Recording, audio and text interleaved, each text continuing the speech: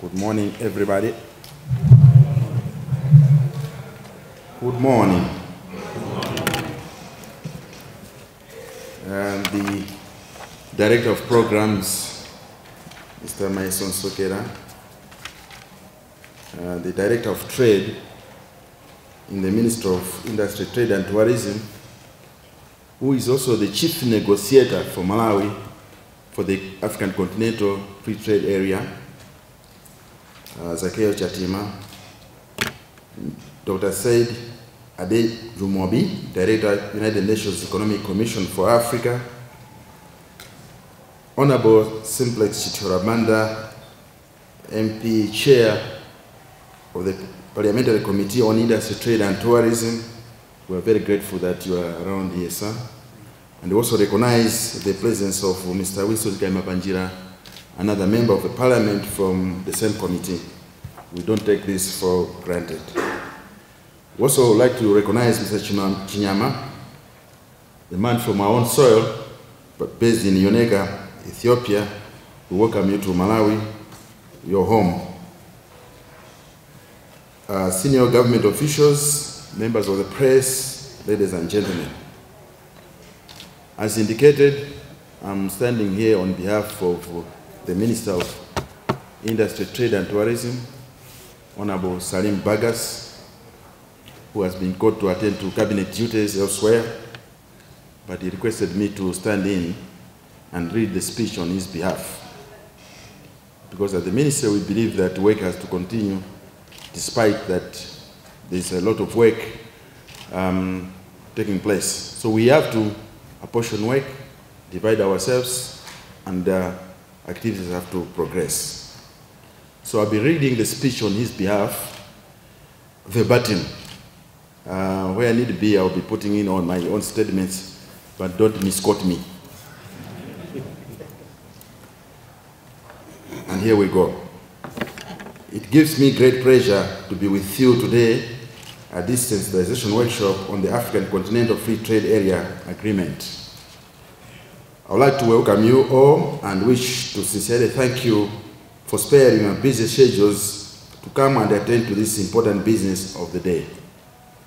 Allow me in a special way to welcome our foreign dignitaries from the United Nations Economic Commission for Africa, UNECA, and the African Union, AU, who have traveled all the way from Addis Ababa, Ethiopia, to facilitate this workshop. The objective of our gathering today is to agree on the way forward regarding ratification of the African Continental Free Trade Area Agreement and share information with you and the general public about this agreement, which Malawi signed on 21st March 2018 in Kigali, Rwanda.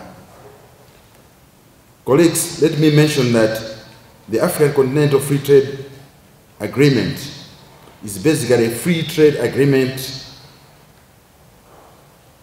which puts in arrangements to establish amongst African countries to conduct trade amongst themselves without charging each other customs duties. The African Continental Free Trade Area is premised on the realization that African countries have a long time been trading with the outside world more than the other economies on the continent, a scenario dating back from the colonial ties. The African Continental Free Trade Area, therefore, is there to ensure that African countries start trading more amongst themselves and create wealth for Africa to benefit African populations. It is important to underline the need for African Continental Free Trade Area to be the vehicle for Africa's economic transformation. At present, statistics show that 85% of goods traded in Africa come from outside the continent, which means only 15% of goods traded in Africa are produced locally, a scenario which is not very good. In this regard, I consider the Africa Continental Free Trade Area Agreement as a game changer, as already alluded by my colleague, to our old ways and traditions so that we can trade more amongst ourselves for the betterment of our peoples. The FTA reinforces the dreams of their founding fathers of the African Union, who inspired for united and integrated Africa. Therefore, the FCTA marks a new dawn for African economies and a new hope for boosting intra-African trade. Some people will be asking, and let me directly answer the questions as to what is there for Malawi in this agreement. This agreement is the creation of a pan-African market that would increase inter-Africa trade, resulting in an increase of African manufacturing exports within Africa and beyond. The growth of the manufacturing sector would lead to job creation, especially for the youth, which would contribute to poverty reduction, since 70% of the population, sub-Saharan African population, is below 30 years. And specifically, I would like to outline the following benefits. 1, expanded market. The agreement is expected to bring together 55 African countries with a combined population of more than 1.2 billion people, including a growing middle class and a combined gross domestic product of more than 3.4 trillion US dollars. Ease in travel requirement. That's 2. The main objective is to create a single continental market for goods and services with free movement of business persons and investments, thus paving way for acceleration in the establishment of the African Customs Union. 3, harmonization of systems. The agreement will expand intra-African trade through better harmonization and coordination of trade liberalization, facilitation and instruments across regional economic communities, people known as RECs, and Africa as a whole. 4, economies of scale, enhance competitiveness at industry and enterprise level through exploitation of opportunities and continental market access and better allocation of resources. 5, improvement in the value chain.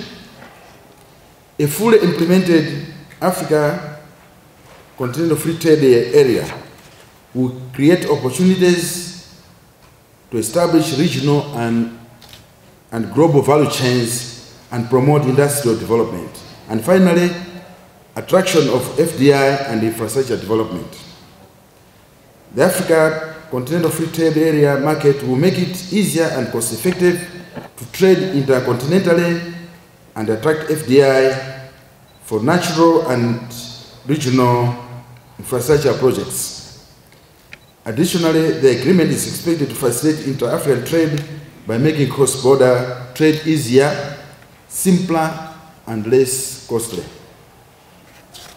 Overall, Malawi is proud of her decision to sign the above trade instrument, not only because Malawi became one of the founding members, but also because the African Continental Free Trade Area has accommodated Malawi's interests, including 1, longer period of 15 years for liberalization against 10 years adopted by the majority, flexibilities to deviate from obligations in case of unforeseeable eventualities. 3, favorable rules of origin that would promote our industries in the country, among others. And 4, provide safeguards to cushion state parties in the event of emerging negative unforeseen circumstances. So this is a plus that we are getting as a nation as we negotiate for this agreement. As a country which has premised its development on a trade-based economic strategy, Malawi is committed to the African Continental Free Trade Area and its ability to help create an efficient trade environment and rule-based system as an integral part of global economic and trade governance. We wish to propose that the African Continental Free Trade Area should go further to address productive and supply side constraints that have hindered most African countries like Malawi to take full advantage of the preferential market access offered to them. Moreover, the challenges posed by landlocked situations, which include inadequate transport infrastructure, insufficient and unreliable power and water supplies, policy deficiencies in standards, IC connectivity, complex trade procedures and documentation need special attention as we commence the implementation of the agreement. It is our considered view that the African Continental Free Trade Area will devise measures and systems to address these constraints so as to make a significant contribution towards achieving the Sustainable Development Goals and the African Union Agenda 2063. Colleagues, let me also emphasize the point that the role of government is not to engage in business operations, but rather we are here to create a conducive business environment for the private sector to operate with minimum hassles. The African Continental Free Trade Area provides such positive environment for the private sector in Africa. When all is done, the onus is on the private sector to take advantage of the prevailing market opportunities created by this agreement. This initiative should inform and encourage all the stakeholders, particularly the private sector, to take advantage of the huge regional open market opportunities available now. It is important for the private sector to produce and export high-quality products in order to be competitive on the global market. In the modern commercial world, it is only innovative and competitive businesses which will succeed on the marketplace. I therefore wish to encourage the business captains in Malawi to put serious thoughts and efforts on product innovation and diversification.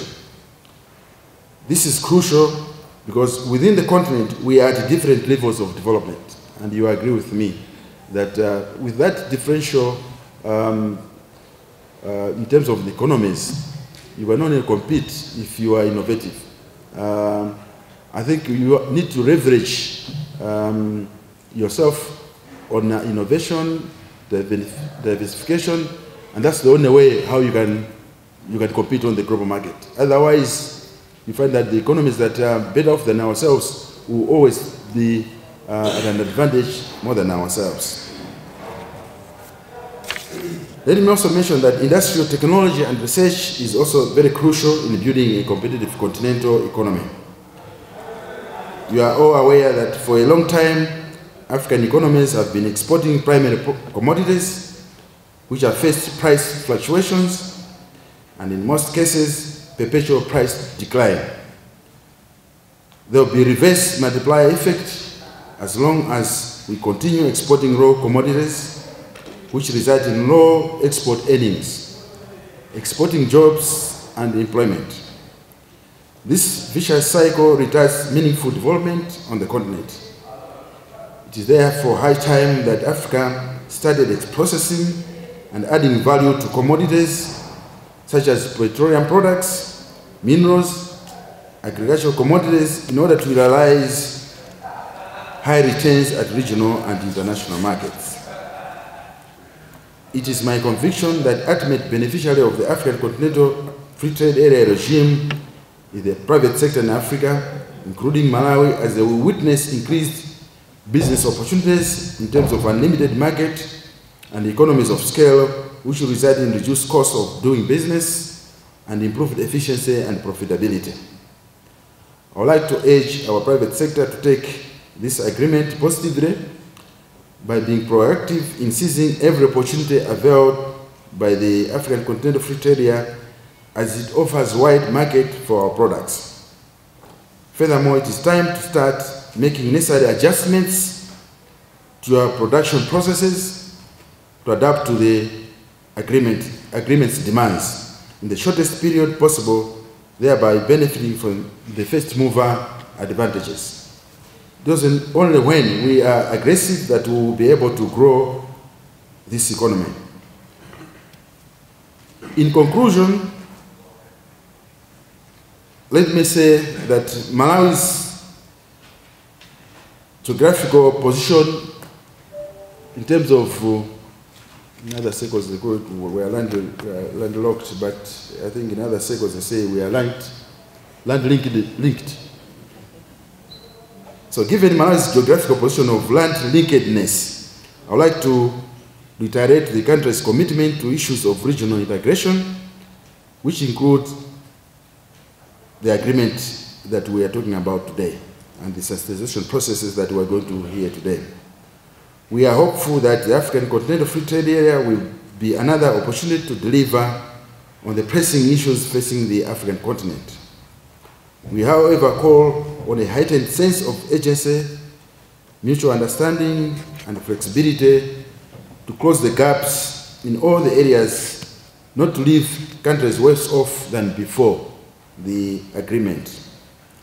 Moving forward, therefore, you recall that the African Continental Free Trade Area entered into force on 30th May 2019, after 22 state parties had ratified the agreement. Malawi is yet to ratify this agreement. It is time the country should take a decisive step to ratify the agreement before it becomes operational in July 2020. Given the foregoing, we implore upon the private sector to give its approval to government to ratify the agreement in view of the benefits accruing to it. The private sector in Malawi stands to benefit from the adjustment financial support from Afreximbank through the existing local banks to leverage their potential to take advantage of the African Continental Free Trade Area market opportunities. Finally, it will be remiss of me if I don't acknowledge the financial and technical support provided by UNECA and the African Union Commission to enable us host the two workshops. The workshop here and another one on Thursday in Blantyre. And I was also listening keenly to Dr. Saidi Adejumobi, that UNECA is committed to assisting Malawi, I think in terms of rolling out the program. I'm mindful of the strategies that we want to develop as a nation, and to conduct some studies, I think, on trade in service liberalization. I think we'll count on UNECA if that could be done. And also the studies on tariff transposition. I think we'll be very grateful if indeed UNECA came to our assistance on these activities. With these remarks, therefore, I would like to declare that this sensitization workshop on the African Continental Free Trade Area is officially open, and I thank you very much for your attention. Thank you so much.